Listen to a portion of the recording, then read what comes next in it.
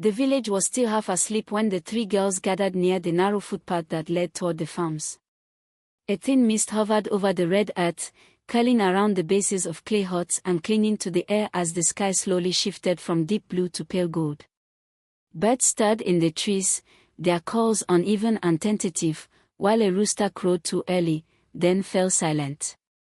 The girls stood out against the quiet morning, their energy restless, their presence louder than their voices ever were. They moved together down the path, unhurried and unconcerned. As they passed, women sweeping their compounds slowed their movements. Brooms paused mid-air. Conversations broke off and did not resume until the girls were gone. Elders beneath the large tree followed them with watchful eyes, their expressions tight with unease. The village had known the girls since childhood, but familiarity had long since given way to caution.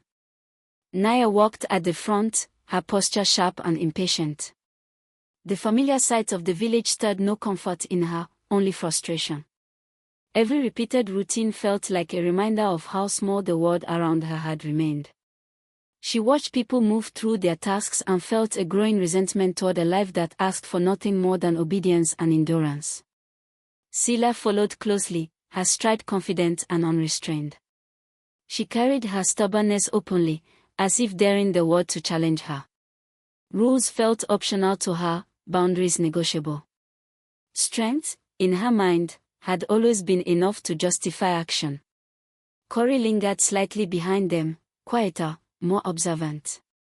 She often found herself caught between excitement and unease. Trouble fascinated her, but its consequences unsettled her. Still, she followed, unwilling to be left behind. Beyond the farms, they reached the narrow stream that fed the surrounding fields. Without hesitation, stones were lifted and placed where the water flowed strongest.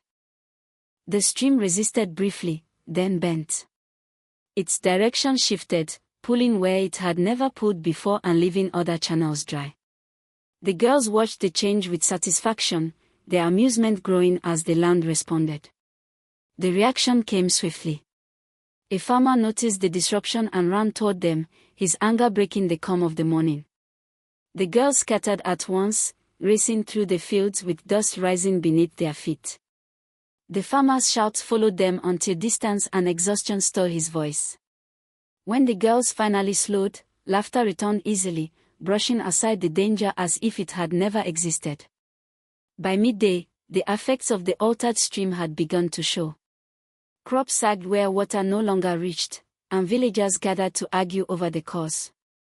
Accusations spread quietly, often ending with the same three names spoken under lowered voices. The girls did not stop. In a nearby compound, baskets of grain laid out to dry were kicked and overturned, kernels scattering across the dirt. A neighbor's cries rose in fury as the girls ran off, leaving chaos behind them. Later, near the goat pens, a latch was loosened just enough for animals to wander free. Bells clinked as goats spilled into the paths, colliding with startled villagers and knocking over tools and baskets. Shouts filled the air. The girls watched briefly from behind the hut before disappearing again, laughter sharp and unchecked. As the day wore on, patience thinned. Mothers scolded loudly. Fingers pointed. Reports were made. By afternoon, elders gathered beneath the large tree, their voices low and serious. When the girls passed nearby, the air around them seemed to tighten. Warnings were spoken, heavy with implication, though none were enforced. Evening arrived with no sense of relief. Clay water pots left near huts were overturned, their contents seeping uselessly into the soil. A woman's grief echoed through the compound as she discovered the loss. The girls were already gone, slipping into shadow as the sky darkened. As night settled, fear replaced anger. At the edge of the village stood an old shrine, untouched for generations, its stones darkened by oil and age. Long after lamps were lit and doors were shut, the girls returned to the paths, their steps careful now. They approached the shrine despite the unspoken rule that no one disturbed it without cause. Stones were shifted. A careful balance collapsed inward.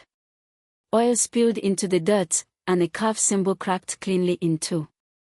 The night responded with sudden stillness, followed by the uneasy howling of dogs.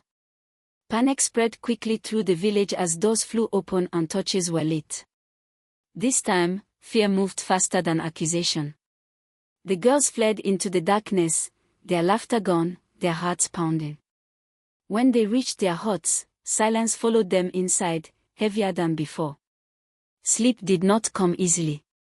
Naya lay awake, her thoughts restless and sharp, ambition refusing to quiet even as unease crept in.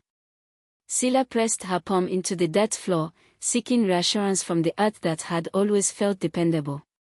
Cory curled inward on her mat, fear settling deep within her chest, unspoken and growing.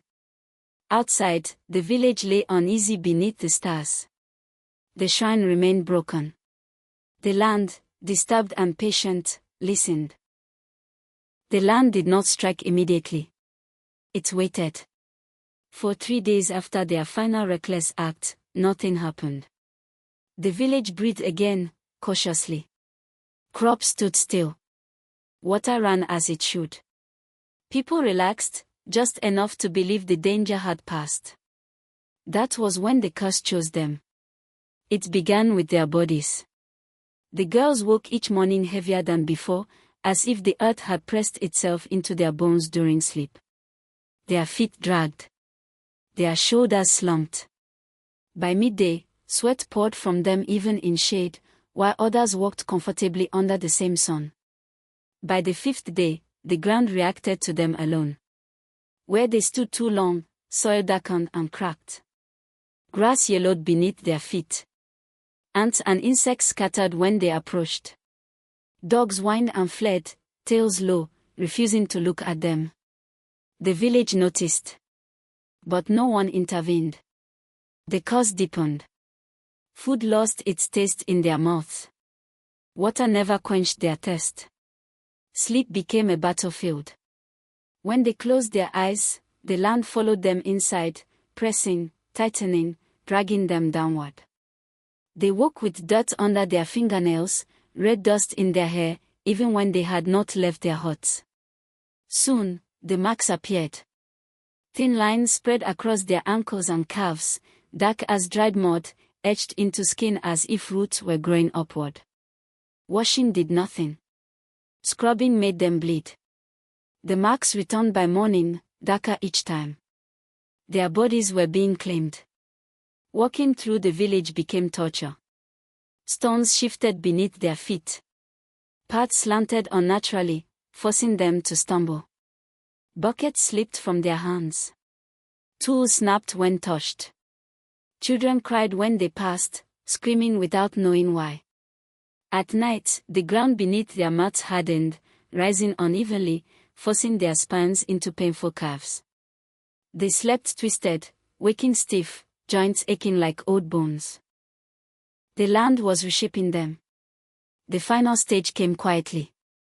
One evening, as the sun bled into the horizon, the girls realized they could no longer leave the village boundary.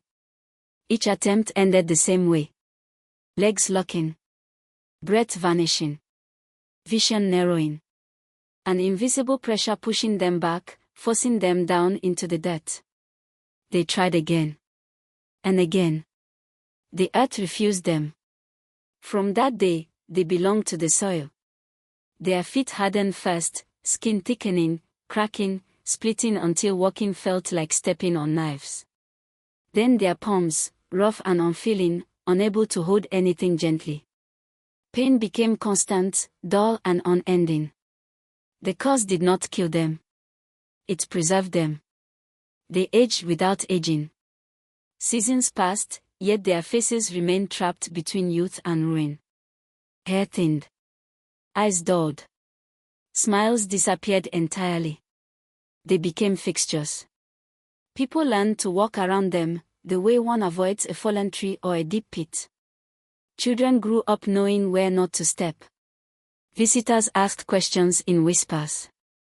The girls stood or sat where the land placed them, unable to move far, unable to lie comfortably, unable to escape the weight pressing them down.